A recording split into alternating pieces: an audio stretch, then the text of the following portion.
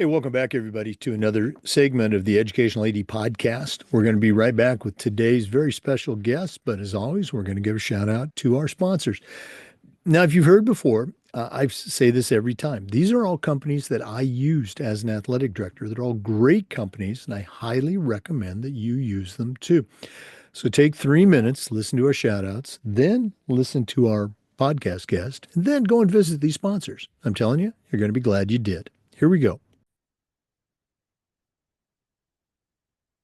We want to say thanks to our good friends at Sideline Interactive, indoor score tables and video boards. Go to sidelineinteractive.com and you can schedule a live web demo to see their score boards and their score tables in action.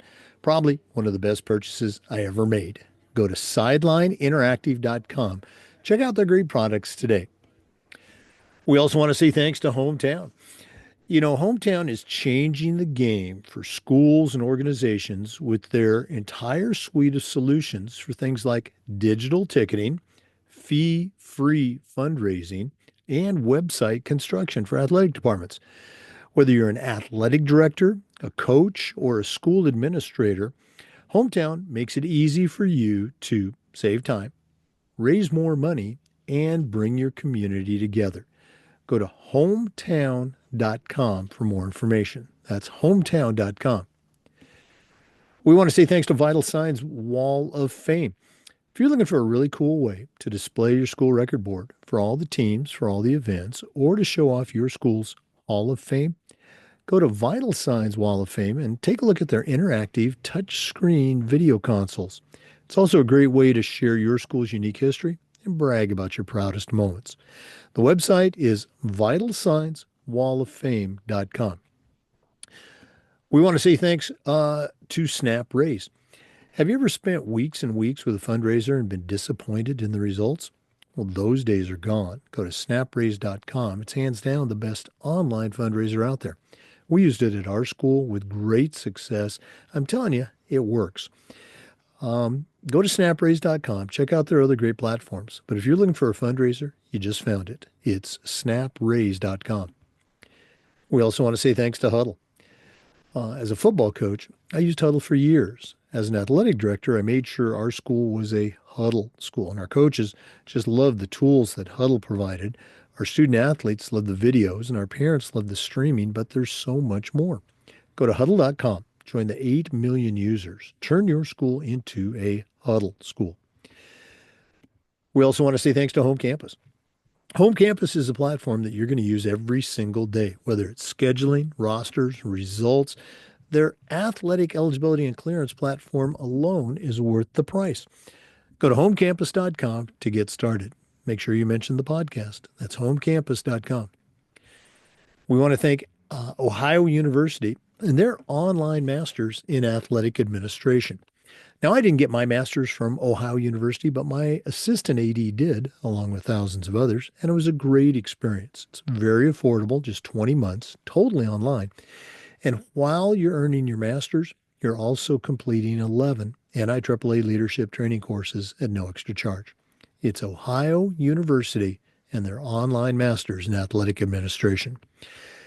We want to say thanks to Gipper.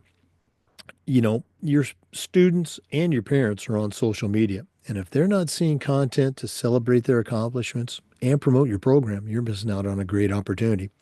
Go to Gipper.com. Their team is going to have you creating world-class content in seconds. And whether it's a social media post to celebrate a win or an entire newsletter to showcase all the great things you're doing, the Gipper team will have you up and running in no time. Go to Gipper.com to get started. Don't forget to mention the podcast. Gipper.com. We want to say thanks to Athletic Surveys by LifeTrack. You know, athletic directors already get feedback, but a lot of times it's from a very small group that only wants to complain. Go to Athletic Surveys and let them create a custom survey that lets you take the pulse of everybody in your program. That's athleticsurveys.com. Check them out today. Welcome back, everybody, to another episode of the Educational AD Podcast. This is a really cool story for a couple of reasons. Number one, we're going back to my home state, Oregon, and we're going to be visiting with Teo Jim. Teo is the head men's basketball coach for Multnomah University. That's in Portland, Oregon. Multnomah University has been around for a very long time, and it's got a great history that is still being written. I'm going to shut up, but Teo Jim, welcome to the Educational AD podcast. Hey, thanks for having me. I appreciate you just reaching out and wanting to just put some light on a very special situation and season that we've got going up here in Portland. Well, full disclosure, I heard about your story through, John Canzano, the host, I guess, of the Bald Faced Truth. If you don't subscribe to the Bald Faced Truth podcast wise or blog, you really need to.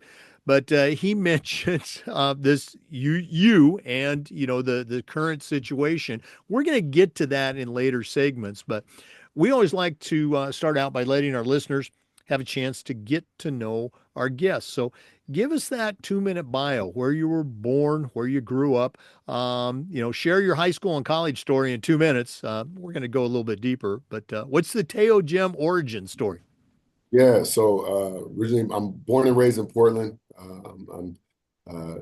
Grew up here. Went to David Douglas High School right here in Southeast Portland. I went my freshman year, went to Western Oregon University, which is about an hour and a half away. I wanted to stay local. Wanted to continue to play basketball. Ended up coming back home to Portland and actually went to a small Christian college called Cascade College. Unfortunately, it's no longer here. But finished up there, played basketball there, ended up graduating with a bachelor's degree in 2008. And then I kind of got into the nonprofit world and also got into coaching. Went through the AAU world of coaching. And then I went into high school, went back to David Douglas for a season. But I knew I really wanted to get into college coaching and working with college. And so I started working as a voluntary coach at Portland Community College here. And then I had an opportunity to come over to Multnomah University as an assistant coach. And then the head coach at the time, Coach Bickley, he had been here 20 years. And he just, walked into practice, walked into the office and kind of said, hey, talking to the wife, I'm thinking about retiring. Do you want to be the next head coach?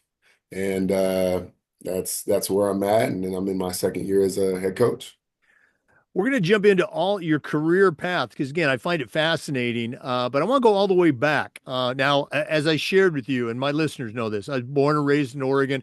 I actually did my student teaching at Jefferson High School, not too far down the road. And that's where I got my first coaching job, as freshman football coach and helped with the track team. But for you growing up in David Douglas area, that's kind of the I guess at the time you would probably call that the suburbs.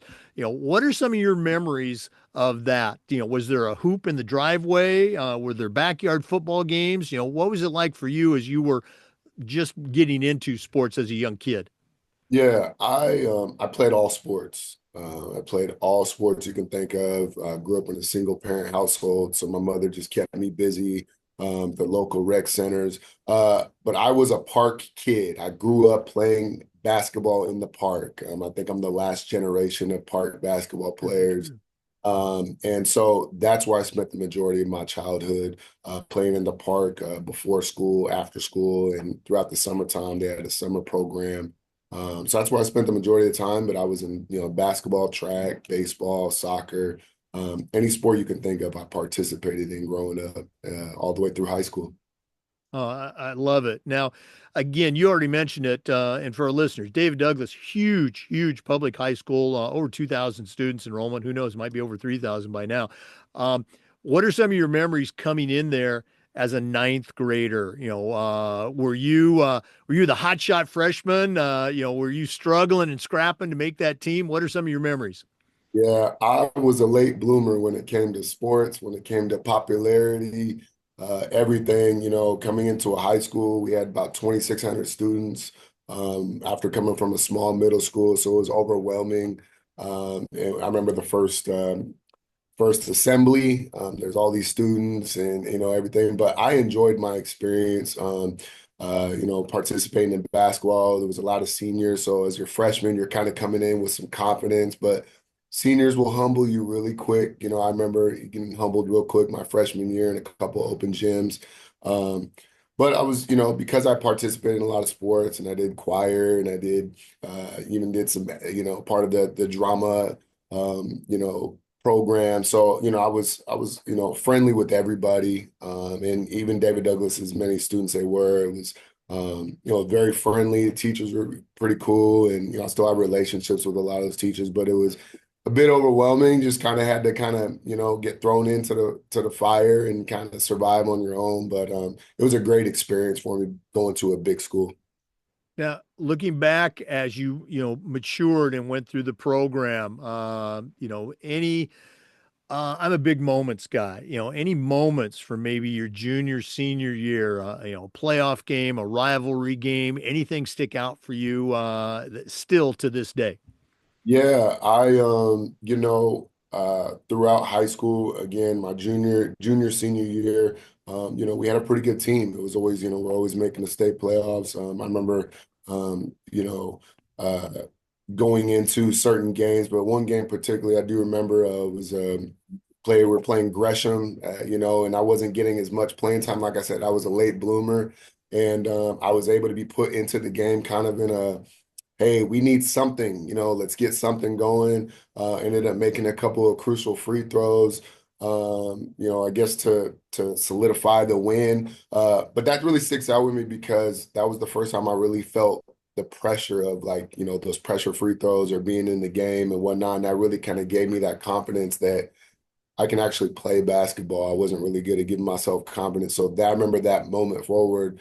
I remember coming to practice the next day. I was like, yeah, give me the ball, And so I feel like that point forward, that was probably a pivotal moment. And obviously, senior year, when you share it with some of your best friends, I had my best friend at the time, we grew up playing together. So being able to share our senior year together was a lot of fun out there.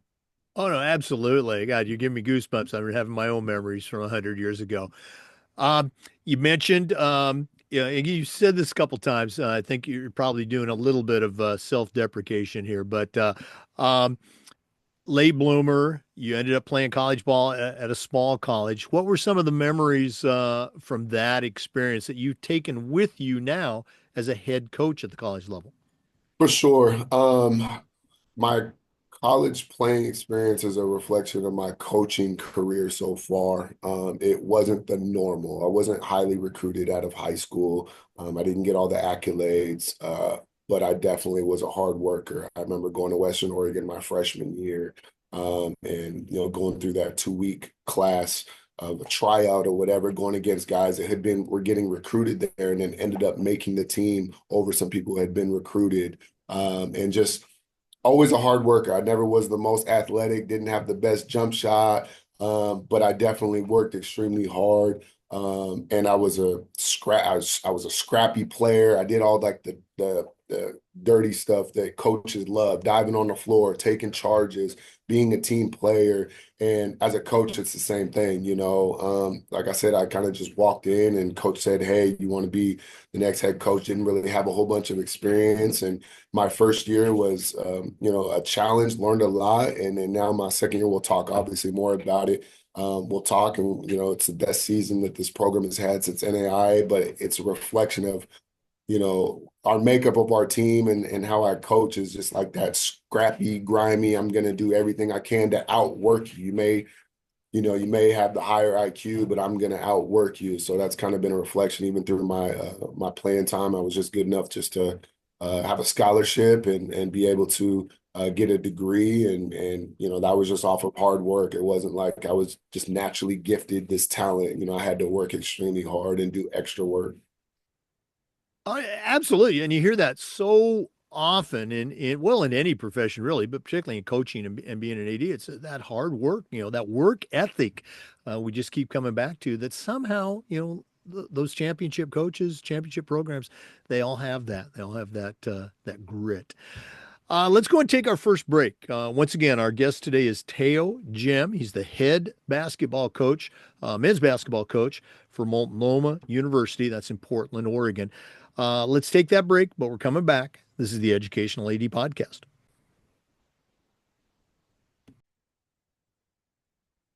We want to say thanks to our good friends at Snap Raise. Have you ever spent weeks and weeks with a fundraiser and then been disappointed in the results? Well, those days are gone. Go to snapraise.com. It's hands down the best online fundraiser out there. We used it at my school with great success. Our coaches loved it, our parents loved it. I'm telling you, it works. Go to snapraise.com.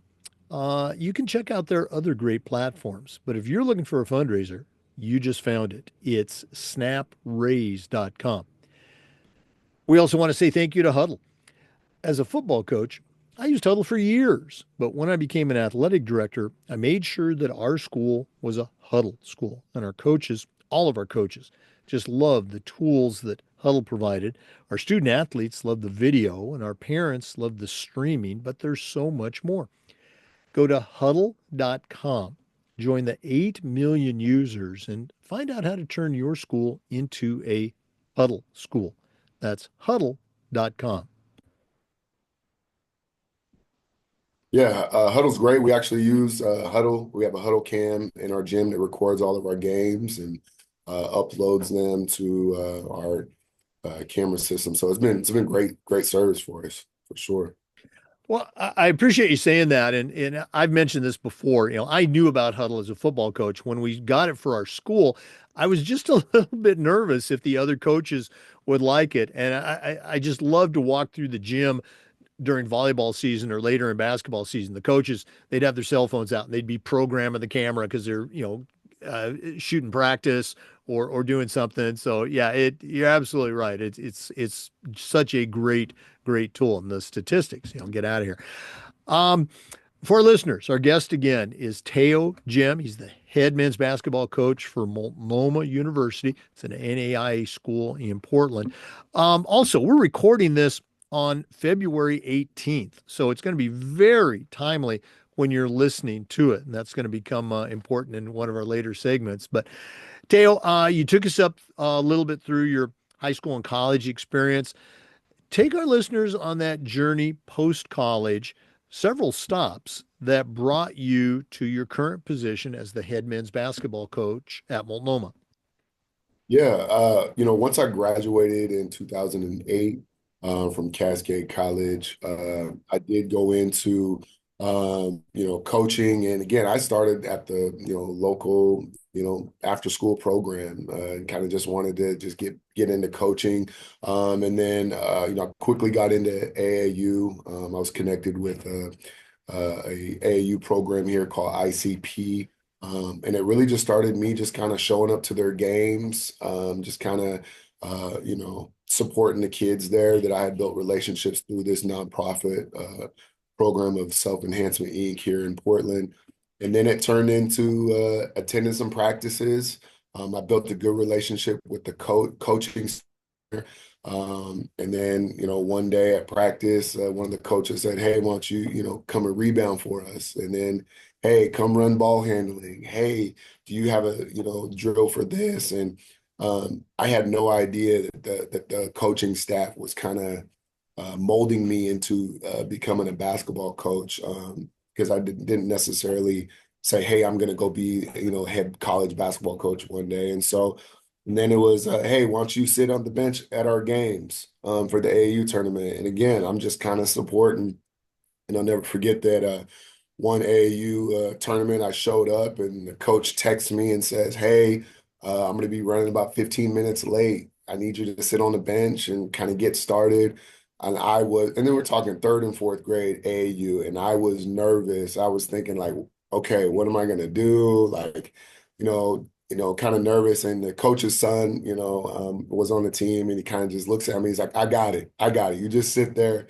I got it." And it's funny because as the game started, the head coach was standing at the door just watching. And, so I sat there for a while, and that was I guess my official first coaching debut. And, I kind of got the bug right there. And so I was with that program for a couple of years. And then I got into player development, working out with players individually, high school, middle school, high school. Then I went back to my high school.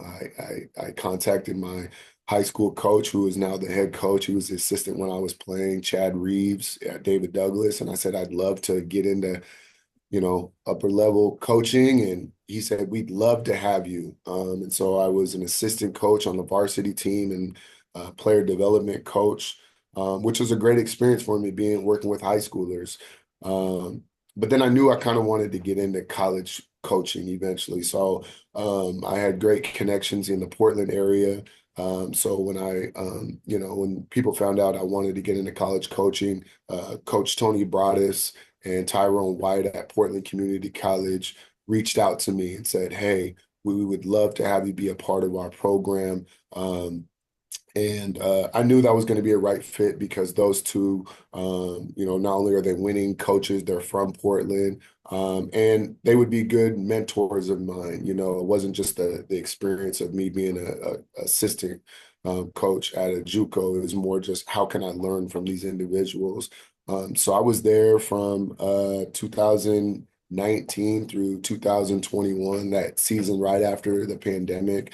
And so I spent, 3 seasons with them, and they really, really helped me, figure out that this is what I wanted to do. And again, I wasn't setting out to say I wanted to be a head coach at college. I just said, hey, I wanted to work in college basketball. Then again, opportunity came up, and someone reached out to me and said, "Hey, this small Christian college in Portland and Multnomah University was looking to add somebody to their coaching staff. Would you be interested in it?" I leaned on my Coach Broadus and Coach Wyatt at Portland Community College, and I said, "Hey, I love it here. This is great. I'm learning from you. Is this an opportunity that I should take?" And they immediately said, "Yes, go." Like you're bigger than where you're at as a voluntary assistant coach. Um, because I was at every practice, every game, doing it for free, and I wasn't doing it for the money, and this would have been my first official paying job. And so they said go, and I said, okay, I'm gonna go. And that was even a new experience, coming in, and Coach Kurt Bickley had been here. This was his 20th season, so I knew again I was gonna learn a lot from somebody who had been here and been a part of college basketball, had taken the program from where it was 20 years ago to where it's at now, completely different. And so I learned a lot and built a relationship with him. And like I said, he then was like, "Hey, you can be a head coach. Why don't you start here? I trust you to take over this program." And that's kind of how my coaching journey took place. Well, again, I just love listening to the stories, the journeys, the steps that we all go through. I'm going to kind of go in reverse with this question, so bear with me. Um, you just did a great job of explaining or not explaining, but addressing and reinforcing this concept that we talk about all the time, the importance of building your network. Okay? And it wasn't like, oh, I'm going to cozy up to this guy so I can ask him for a letter of recommendation. You were out there. You talked about it. You were volunteering. Okay, every day of practice, even going back to working as a private coach with athletes for skills, going all the way back to those AAU games. And here comes my question. You're a head coach at the NAIA level, which is a pretty darn good level of competition. Your team is poised to start its second consecutive playoff run. But here's my question. What lessons do you still have in your coaching toolbox that you learned on the bench as a coach of third and fourth graders at the AAU level? How does that experience continue to help you as a college head coach? I would say the biggest lesson is mistakes happen in basketball at any level. And at the end of the day, the basketball might bounce your way and the basketball might not bounce your way. I learned a lot, even coaching those third and fourth graders, to keep pouring confidence into your players, right? As coaches, we're very controlling and we're wanting things to be perfect. We have a game plan, but sometimes things don't happen. Sometimes players, it just might not be their day. And so for me, the biggest thing is pouring confidence into my players each and every day, knowing that, hey, you're going to make mistakes, but it's all about how you respond to those mistakes. And even as a coach, when I make coaching mistakes, it's the same thing. It's the same mentality. I'm going to make mistakes as a coach, but it's how I respond. Did I learn from those mistakes? And so I apply that mindset to, my players at the NAIA college level. It's a very competitive level. It's the same thing when I was coaching young people, and at the end, it's like you have to pour into them, give them confidence, so that they can overcome adversity. Wow, I love it. Um, uh, we're almost done with this segment, but I'm going to ask this question anyway. And again, bear with me here. Um, AAU, I'm going to say, I won't say always, I won't say frequently. I'm just going to say sometimes. AAU sometimes has a let's say a bad rap for coach slash parent behavior. Okay, and I'm sure that group could say the same thing about junior high, high school, and college coaches as well. Uh, what you just described is 180 degrees opposite, I think, what some people have a perception of AAU. What was your experience in the AAU? Any crazy parents or coaches? Yo,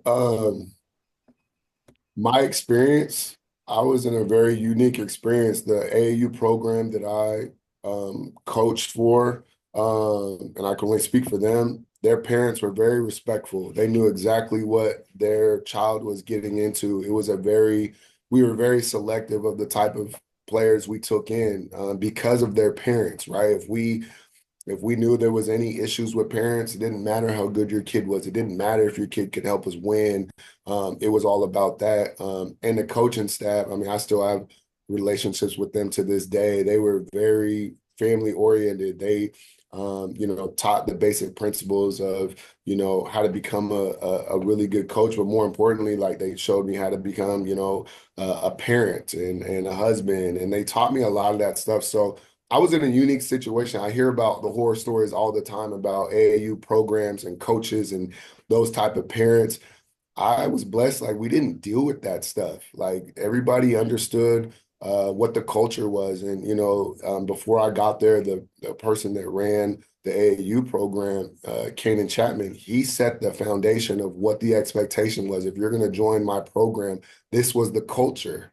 And before you can even set foot on the basketball court or your son to play in our program, you have to follow into this culture and and build the trust. And so I don't have any of those specifically with anyone in our program. Did we experience stuff against opposing teams? For sure, absolutely, especially when we're winning, right? There's always Yeah. the show me the birth certificate, or hey, you guys are cheating, or you got all the Nike gear, all that other stuff. But as far as our parents go and the coaching staff, like it was a very special thing. And I'm just thankful, even throughout my steps in my coaching journey, I hadn't had bad coaches or bad experiences. I learned a lot from my coaches in college, a lot of, those experiences like, hey, when I become a college coach, I'm not going to do this or I'm going to Right. change. So I will say that, and it's not to knock those coaches because I learned a lot from them and it made me a better player. But the coaches that I had at AAU, like they was a special group, and that's why it was hard for me to even kind of part ways even with them, but I still have a relationship with them to this day. They've helped me through this coaching journey, call them, ask them for advice, and they would say, what would we have done if we were still together? What did we do back then? They always refer to that back, like, how did we handle this situation? I'm like, you're right.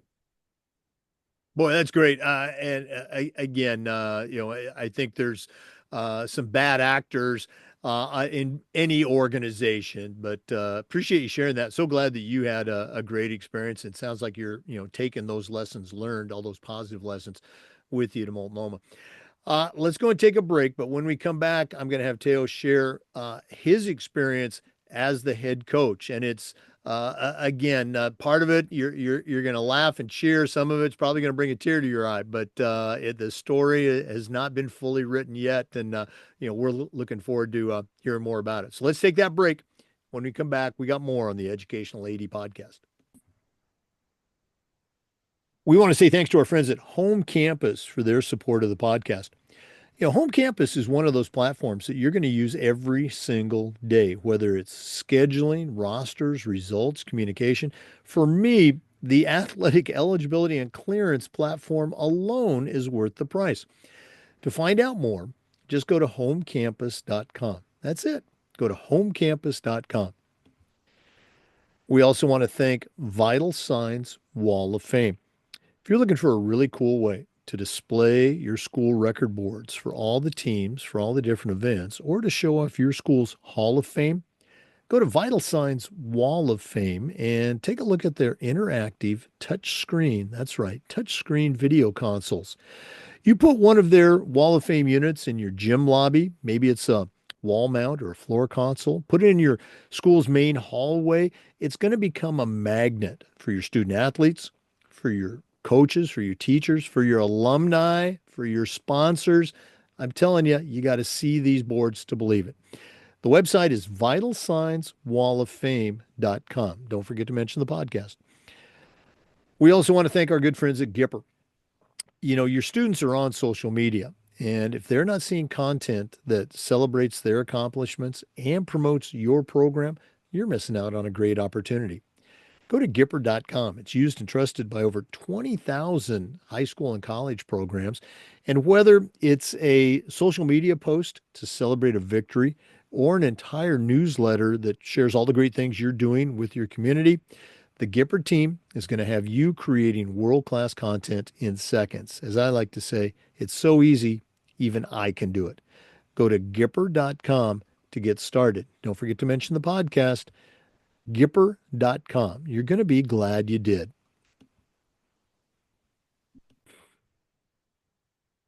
Welcome back, everybody, to the Educational AD podcast. You've been listening to Teo Jem. He's the head men's basketball coach for Multnomah University in Portland, Oregon.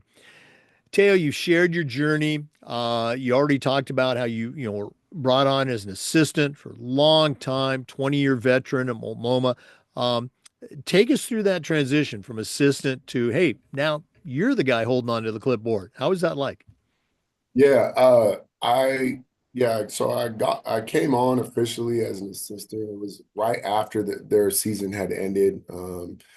And it was March of 2022. And sat down with the coach, and he was like, "Hey, this is what I'm looking for. Looking to add. There was an assistant there named Quinn Curry's out of Chicago, young assistant, and he was looking to add somebody else. And I was like, great, that's perfect. Would love to join. And so I joined, and kind of said, hey, I'm going into my 20th season. The guys that I had there, he had a couple of seniors he had since he was a freshman, and then he had a couple of juniors. He was like, hey, I'd like to maybe, see them out. And then, got maybe a couple of years left. I've been coaching for 30 years total, been here 20 years. And so, right from the get-go, between, uh, Quinn Curry and we really kind of just did the summer program. And then once like the season kind of started, yes, he was coaching and doing everything, but I could tell, there was some type of transition kind of going in, some type of he kind of started mentioning about, hey, this year might be the last year. I don't know. And so Quinn and we started running started helping out running practices and kind of started doing some things. And then towards the beginning, right before we were kind of getting started for games, Coach Curry and I were kind of in our office here, and and Coach Bickley kind of walks in. He kind of just sat down and kind of said, I was talking to my wife this weekend, and I'm going to retire after this year. And and after a 20-year career here, and the things that he did here before they were NAIA, all the success that they had. And without any hesitation, he immediately was just like, "Hey, do you want to be, you want to be the next head coach?" And again, my path has been different, right? You don't just walk into a situation where you're an assistant coach and then all of a sudden, not even a year later, you're offered the head coaching job. It's obviously built off of trust. And like he said, he had been here 20 years. It wasn't like he just wanted to just walk away and have the school deal with it. He obviously saw something in me and trusted me. And without hesitation, even though I had no idea how to be a head coach, I had, I mean, obviously observing from my steps, but I said yes. It was like a no-brainer, absolutely. And so we went through that last year, with him, his last year. And throughout the season, he really allowed me to really take on a lot of the head coaching responsibilities, right? Practices and shoot arounds and even just, kind of organizing different things. Teaching me like, hey, it's not just blowing the whistle and calling a play. There's a lot of other stuff. He was walking me through budget stuff, and I had the assistant coach at the time, Coach Curry. I, when that decision was made and I was like, yes, I immediately was like, okay, Quinn, hey, you're gonna be on my coaching staff next year. And so we started working, even though we were still the assistant coaches for that last year of Coach Bickley. Coach Curry and I, we started to build our relationship together, and we started saying, okay, what is next year going to look like? How's recruiting going to look like? How are we going to, can we elevate this program and make them, become something that maybe they hadn't in the past. Multnomah had been known for like just 3-point shooting. They set like the all-time 3-point record a couple years back, making 38 in the game, and like they were known for the shooting, right? But they weren't very competitive when they went NAIA back in 2013. They had only made the post conference tournament just one time. So Coach Curry and I were like, how do we still bring some of that Coach Bickley culture still, but how do we elevate it even further? And so we spent that year building a relationship with one another, trust with one another, and doing things. And then going into my first year, I had to make a tough decision. There was going to be a lot of returners from the team before that. And so had to kind of make a tough decision who was going to fit that mold of what Coach Curry and I were focused in on doing. And so, we decided to take on a couple of the seniors. They had 1 year left. So we took on, some of those seniors. And then we let the rest of them kind of go, and we did some recruiting.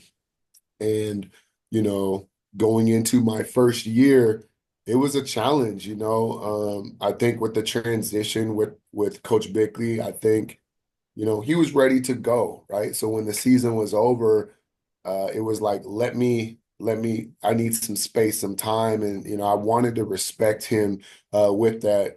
I would have loved for it to be, hey, all right, I'm going to follow you through. But, I needed to respect, looking back, I needed to give him his time. He had been there 20 years. It's an emotional thing to walk away after 20 years from a program. So I just hit the ground running. I didn't have, much experience. I had certain coaches that were in my ear and kind of giving me that guidance. I had Coach Curry that was supportive, but I'm gonna be honest with you, it was like treading water, and I had to kind of figure out how to swim on my own. I kind of look back, kind of a side story that's related to my experience when how I learned how to swim. I didn't take swimming lessons. I didn't do anything. I was literally thrown in a lake. Like, hey, you're gonna learn how to swim. I was with my basketball team, and one of the dads said, "You don't know how to swim. I'm gonna throw you in. You're not gonna drown." And I learned how to swim that way. It's traumatizing, I'm sure, but I learned how to swim. It was the same thing with coaching. I literally got thrown into this, and so my first year, and we can talk more about it here in a minute. But my first year, um, it was a good learning experience for me, and I learned a lot. But that was the transition from assistant to head coach. Well, again, I think it's a story, and the pieces that you described, a lot of people outside of our world, they just don't understand all the dynamics that go into this. Whether you're taking over for a legend or you're starting a program from scratch. I mean, there's just so many different facets to creating a team, and we can talk about culture and all that stuff. But thanks for taking us on a deep dive through that. Just real quickly for this segment, and then we're going to move into the final one. Um, Summarize if you can. The last, those 2 seasons, the Multnomah experience under Coach Jim's direction. How was it? I'm going to just throw it out. How successful was it? Yeah, the first year was a challenge. There was a lot going on. I knew that the type of culture that needed to be established, it was going to be a challenge with certain players that were used to a different culture, which is totally understandable. So it's hard having the new players and then some of the returners wasn't quite meshing. We had success early on. I mean, we went down to Arizona and played Arizona Christian University, which was the number 5 team in the country. We beat them, and we turned around the next night and we beat a team that was in the Final Four for the NAIA the year before that. We beat Jessup University, which has been to the national tournament every year. So we had success early on in the season, and unfortunately, there was a lot of adversity that happened within our locker room and just not the complete buy-in to what Coach Curry and I wanted to do. So we ended up winning 11 games last year. So first year as a head coach, it was below my expectation, but I wanted to learn a lot, and I learned a lot, and I would not change anything what happened that first year, that first season. A lot of people didn't know this, but Coach Curry and I, we actually were getting our master's degree during that year. So we were in school and coaching at the same time. So when we're on the road and guys are doing homework, Coach Curry and I are in the room doing our homework and working on scouting reports. Learned a lot. Transition, we ended up keeping one full-time returner, which was our only high school recruit from last year. We had a couple of returners that played half the year last year, but we said, okay, if we're gonna do this, let's completely reset the culture. And going into this year, I kid you not, the first week of practice, we didn't touch a basketball, I think, until the second to the last day of practice. It was all about culture building. It was all about just, we're going to build this thing. It was conditioning, it was running, but it was team stuff. The guy, we joke with them now, the first time they shot a basketball was that Friday when we started Monday. But it was all about setting the culture. And this year, we've had success. We still got 3 games left, and we already got 16 wins, which is the most wins in program history since going NAIA. We've got the most conference wins in program history since going NAIA. We had the best start in program history since going NAIA. We swept our town rivalry for the second time, and I did it last year. So we've had all of this success, even though the bar previously was set fairly low, right? The program had only made the postseason tournament or conference tournament just one time. We secured our spot with 4 games left in the regular season. We're at a space now where we have the potential to have a home playoff game, which again has never happened in program history. We're fighting for this 4th spot right now. So we're heading into this last weekend on the road. We're playing the best basketball that this program has been playing since going NAI, and our journey is far from over. We had a very emotional game this past Saturday, as it was potentially the last home game ever in this gym going up against the number 3 team in the country, College of Idaho. And we played the entire game. We were up by 9 at halftime. Their largest lead was 4, which, if you know College of Idaho and their history, that doesn't happen. It wasn't like we were down 25 and the miracle happened of us going on this run. Like, we were battling the entire time. It was like 2 heavyweights throwing punches back and forth. And it came down to a last shot of my guy Keelan hitting a corner shot, which he shot that 100 times, and his toe was on the line, and they counted it a 2 instead of a 3. So we've had much success, and this team is playing its best basketball, and we're heading into this weekend, and we could potentially, if we secure these wins, They're actually, now talking about Multnomah potentially getting an invite to the NAIA National Tournament, which has never even been thought of. And so I'm just so thankful and blessed of our success from year one to year two. And I have an amazing associate head coach, Coach Curry, who has been a huge part of this success here. And we're going to continue to write history. And, this isn't like a thing where we're glad we made the postseason and we're going to, no, these guys are ready to go. They're confident that we're coming into this weekend and we're going to make a huge run in the postseason. All right, great stuff. And again, for our listeners, we're not done yet. There's another part of this story that Teo's going to share with us when we come back. I know that's shocking to our regular listeners. We're going to take another break, but we've got more coming. This is the Educational AD Podcast. We also want to say thanks to our good friends at Hometown for their support of the podcast. Hometown is changing the game for schools and organizations with their suite of solutions for things like digital ticketing, fee-free fundraising, and athletic website construction. Whether you're an AD, a coach, or a school administrator, Hometown is making it easy for you to save time, raise more money, and bring your community together. To find out more, all you have to do is go to hometown.com. That's hometown.com. We'd like to thank Ohio University and their online masters in athletic administration. Now, I didn't get my master's from Ohio, but my assistant athletic director did, along with thousands of others, and it was a great experience. It's very affordable, just 20 months, totally online. And while you're completing your master's degree, you're also completing 11 NIAAA leadership training courses at no extra charge. To find out more, just go to ohio.edu/info/MAA, the Ohio University Online Masters.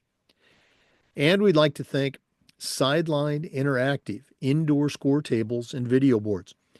Go to sidelineinteractive.com and you can schedule a live web demo to see their score tables and their score boards in action. Probably one of the best purchases I ever made was our Sideline Interactive indoor score table. Go to sidelineinteractive.com. Don't forget to mention the podcast. Check out all of their great products today. That's sidelineinteractive.com. Hey, welcome back, everybody, to the Educational AD Podcast. Once again, our guest is Teo Gem. He's the head men's basketball coach at Multnomah University in Portland. You've heard his story. You've heard the story about the college. That in itself would make for a great podcast episode. But we're not done yet, okay? There's a chapter that's still being written. And again, they're on the eve of finishing their season. Maybe by the time you're listening to this, they're probably playing those games. And then they got the playoffs looming. But Teo, take our listeners through these events that, again, have kind of brought you and I together so you could be a guest on the podcast to share this part of your story.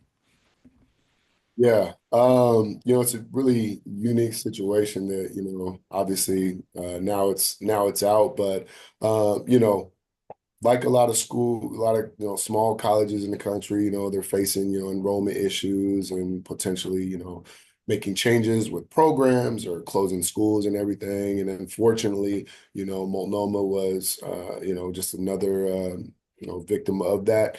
Our first day back from winter break was January 14th. I will never forget this day. I wake up early in the morning, got a bunch of emails from HR and a bunch of meetings set up. Our athletic director sent a group chat to all the coaches. Hey, we need to have a meeting at this time. And, prior to this, you kind of heard about whispers about potentially changing the direction of the school, athletic department, just different things. But, it's always kind of been like you just hear stuff. And unfortunately, on this day, there was a coaches meeting with the athletic director and some of our leadership at the school. And we walk into this room, and unfortunately, everybody was handed yellow envelopes. And each envelope had each coach's last day of employment.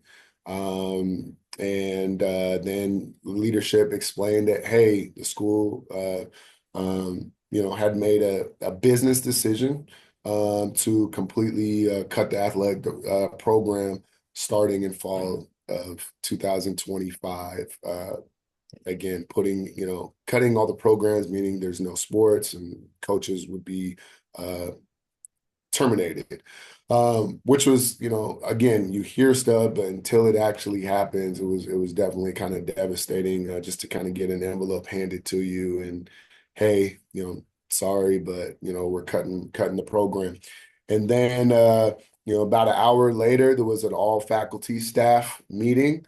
We were all in a room, and again, leadership kind of went through the similar scripted, announcement and said, hey, we're cutting the entire undergrad program, which was majority of the staff, the professors and staff there. And then we're cutting the entire athletic department as well, and they're making some changes and they're going in a different direction with the academic part. Again, very emotional, and you have professors and faculty and staff members who have been there a very long time, and so now kind of getting this unfortunate news. And then probably about an hour or two later, it's all student meeting. And so all the faculty, staff, coaches kind of moved to the back of the room.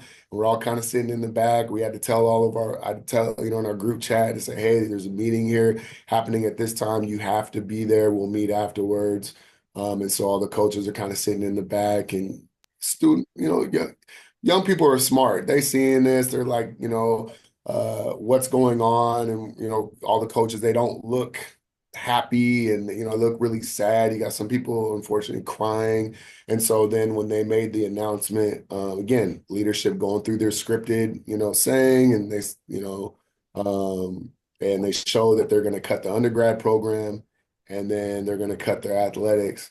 What hurt most is the majority of our student population is athletes.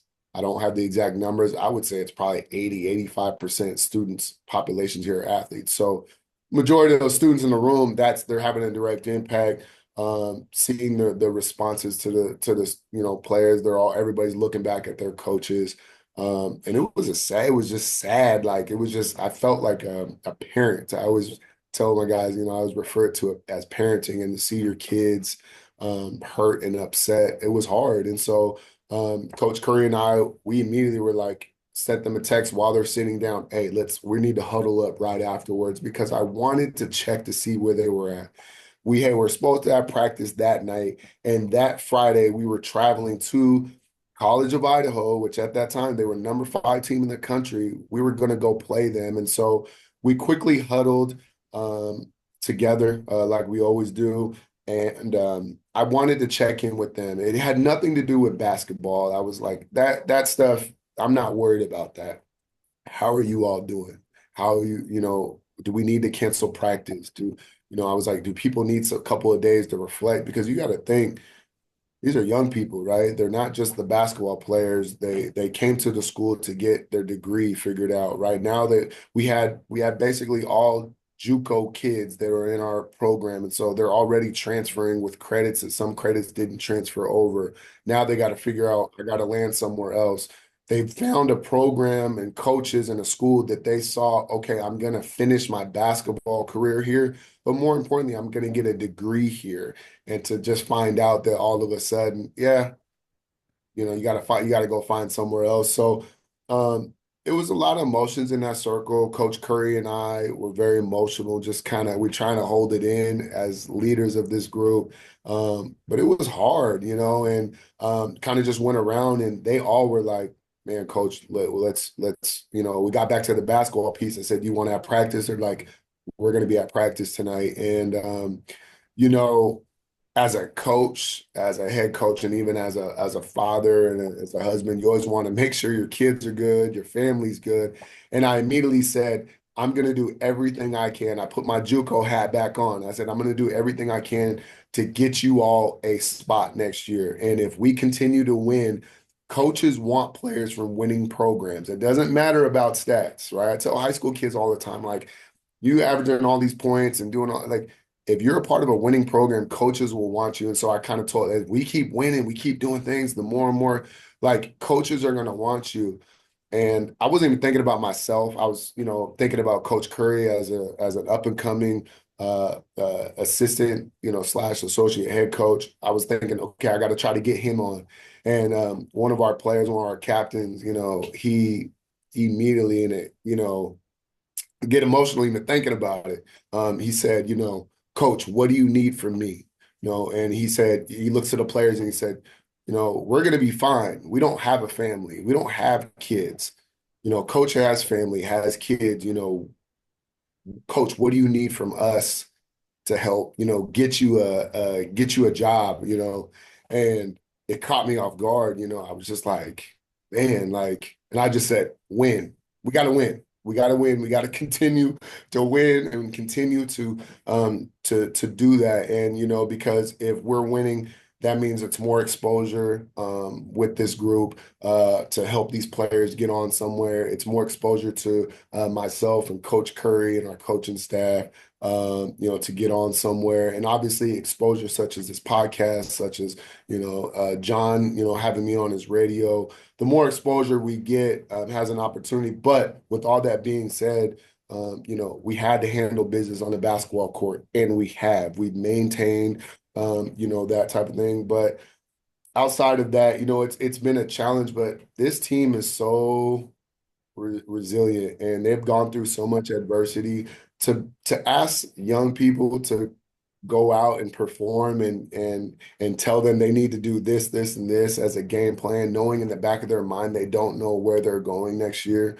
They don't know if they're going to play. It's stressful, and I'm just so proud of this group. Regardless of the success that we've had, this team is they overcome adversity each and every day. To be able to walk into gyms knowing that they've got that heavy boulder on their shoulders outside of being a student athlete, going to classes. Every one of them has jobs. They work jobs outside of all of this other stuff because, lack of funding with scholarship stuff and everything else. I couldn't be more proud of this group. And so I think that's what makes this story so much special outside of just us being the most successful NAIA team in program history and doing all that stuff. It's bearing all of this, right? I just couldn't be more proud of this group. So, that's the bigger story is those guys in the locker room, the things that they've done to overcome adversity it's something that is truly unique. Again, absolutely. I just follow along on every word. I knew some of the nuts and bolts, but great details, great. Just the human drama of being involved with sports. And as I've said a couple times, the story's not over yet. Now, this episode's dropping on February 22nd, this Saturday morning. So you guys are probably playing this weekend. For somebody that hasn't been paying attention, what's the next week entail, assuming, good things have happened, that the kids have gone out and won. Again, we've got an opportunity to host a playoff game. Right now, between fourth, fifth, and sixth, we're all tied right there. It's really close. So, kind of how it works is like the top four teams host the bottom four teams in the first playoff game, which is Tuesday. So Coach Curry said a great thing in practice. We control our destiny. We control the outcome of what we want to do. And, I simply just said, hey, do we want to be traveling? Do we want to be driving the first home game, or do we want to have practice at home? Kind of giving them a little bit of motivation to do it. But we've got two really, really tough road games this weekend. They're going to be packed. There's a lot riding on it. And then then we'll travel back home Sunday, and then we've got practice Monday and then the game Tuesday. But we could potentially be traveling Monday morning, heading, somewhere else. And so we'll play Tuesday. Confidently we do what we're supposed to be doing and win that game. And then we play the following Friday. That's the next round of playoffs, and then the championship game is Monday. Again, we have an opportunity where I believe we're the hottest team kind of coming into this conference. We're playing the best basketball we could potentially be playing, and that's what you want as a coach. I'm not necessarily concerned of what seed we're in. I'm just confident in our guys. Whatever we've got, we're rolling, and who knows what can transpire. Again, I think if we solidify these games this weekend, we have serious action at getting invited to the national tournament, which is something that, again, the school's never even thought of. And, kind of to wrap this season up and everything, and going in is like, we didn't have these goals. We didn't say we're going to go to the postseason. We're going to get an invite to the national tournament. We're going to get the most wins in program history. All I wanted to do was just help this team reach its full potential, whatever that was. And Coach Curry and I tell these guys each and every day is all the goal every day is to simply get better at being us. Whatever that is, we get better at being us. And this team is just kind of shown it's a very unselfish team. We kind of say this saying, sometimes you, sometimes me, always us. That's always been kind of our motto. And it's bled onto the basketball court and it's added to our success. So we are not done yet. We will be in touch and I will give you updates on how our season is going. But I'm confident that, we still haven't reached our full potential yet. And when we do, it's going to be a very unique story. I think this is one of the biggest stories in college basketball, regardless of what level it is. This is a unique situation. Oh, absolutely. And I love that, always us. Um, and again, it's funny how winning just seems to be a nice little side effect of doing all the other little things right, the hard work, teamwork, et cetera. I just love it. So if you're listening to this on September 22nd, the next game, first round of the playoffs is going to be Tuesday, February 25th. Hopefully that'll be a home game for you all. And then just moving on, the website. You're part of the Cascade Conference, I believe. I'm not looking at my notes here, but if somebody wants to find out where the next game is, or hey, let's put our cards on the table, Coach Gems. He's looking for a job for next season. Okay, if you're looking for a good basketball coach, how do our listeners find out all of that? How do they get in touch with Coach Teo Jim? Yeah, we're part of the Cascade Conference. So, I mean, it'd probably be best you just Google Multnomah University basketball. Our website will be able to pop up. My contact information's on there. Also, social media stuff. Coach Teo 32. It's kind of the Instagram and Twitter. The Twitter names. Personal email is Coach Teo 32 at gmail.com. Yeah, that's the best way to get in contact with me. Yeah, please. I mean, I've got associate head coach is up and coming, could be a huge addition to a coaching staff. And I've got players that would be able to add to a program. Wonderful guys, great students. It's just been fun. I'm always trying to, use opportunities such as this to, it's hard for me to talk about myself and everything, but it's, for these guys. So again, please check us out. And at least continue to support us, really continue to share our story. That's really what I want is just continue to share this unique story. God's going to take care of whatever is going to happen for us, in the rest of our journey. And whether we all go together somewhere else or we go our separate ways, but more importantly, it's just shedding light on this story. And this story is given continued hope and life for this school. It's kind of continued the heartbeat. The gym was packed on Saturday. It was fun to see staff and everything. So it's a sad situation. So I think for us, that's also motivation to kind of just keep hope alive for the remainder of the year and having staff and everybody come up to you. But again, yeah, it's just been a great opportunity for me. Well, Teo, this has been great, but we're not done yet. We always wrap up with a segment we call the Athletic Director's Toolbox. Now, you're not an athletic director, but you certainly know your way around the world of sports and you're an established leader. We're going to take our final break.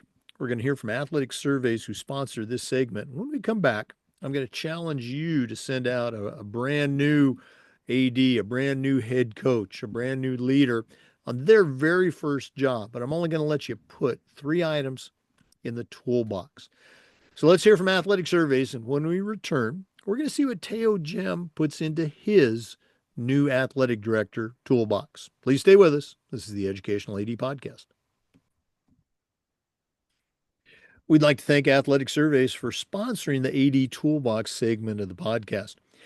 You know, at my schools, we did surveys with everybody. We did them with student athletes, with coaches, with teachers, with parents. And the information that would come back on the surveys was almost always overwhelmingly positive. And I'm sure it'll be the same for you.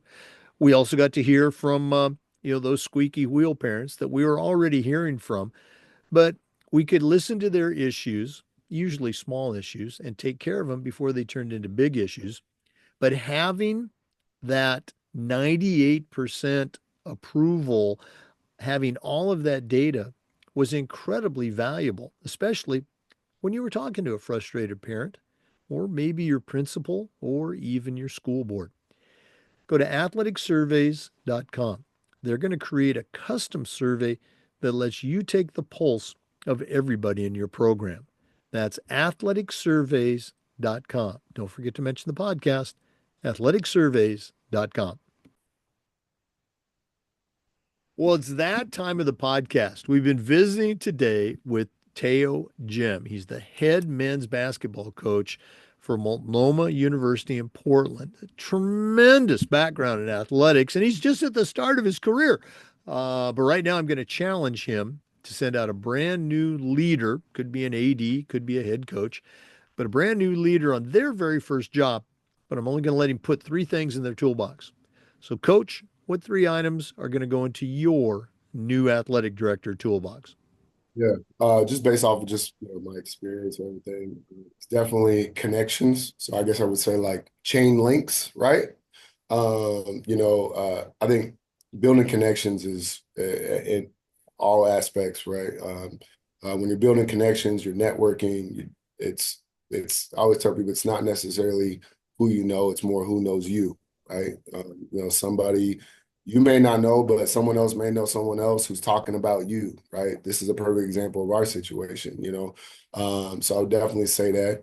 I would definitely say like a hammer, which is, for me, it's kind of being strong in the sense of assertive, right? And just kind of, not sugarcoating stuff, but being a hammer, like you're just kind of laying the hammer down and just straight to the point, right? And I think that doesn't leave like wiggle room of uncertainty or questioning,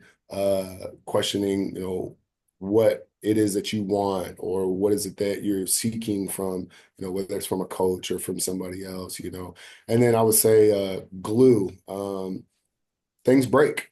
Things may not go the way that you're having planned. And so I think having that glue, having that understanding that you have to be able to adjust and be able to try to fix certain things, when things aren't, kind of going your way. And as somebody who, if you have that in your toolbox, you know that, hey, when things don't go well, you can trust that you can fix something or you can put something kind of back together. So that'd be kind of like my 3 things in my toolbox that have kind of helped me throughout my coaching journey and whatnot. So hopefully that works for somebody.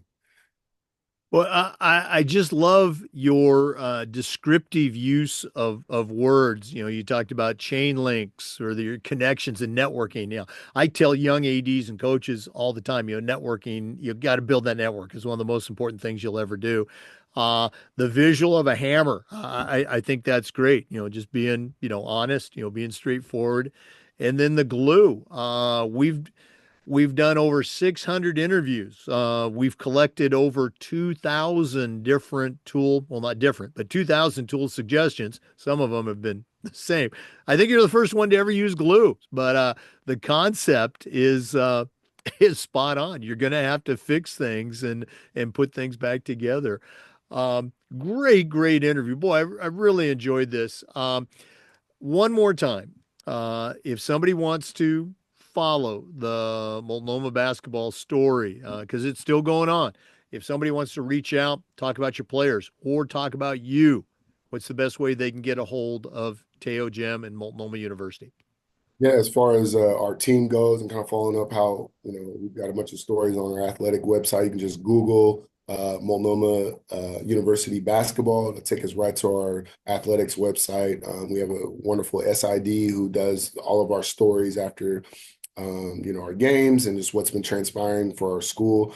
So you can, obviously check our roster and, if you interested in any players and stats and everything as far as contact for myself. Got on social media, I'm Coach Teo 32.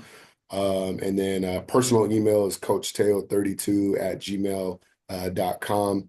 And then my associate head coach, Coach Curry, his contact information is on the website as well. And if you need his contact information, he's also looking for a great opportunity. You can get in contact with me. So again, I appreciate just, again, pointing the light on this situation, having me as a guest and, just taking that time, it means a lot. Appreciate you. Well, again, hats off to you for all the things you're doing, for the sport, for athletics, for your student athletes, for the institution, and all the best moving forward. Definitely, we're going to be following the team, following you in the weeks and months to come. Um, for our listeners, just a reminder that we upload the Zoom recordings of every interview to the Educational AD Podcast YouTube channel. We try to do this just about every day. We share stories from the world of athletics along with some best practices. So come back and join us again on the next episode of the Educational AD Podcast.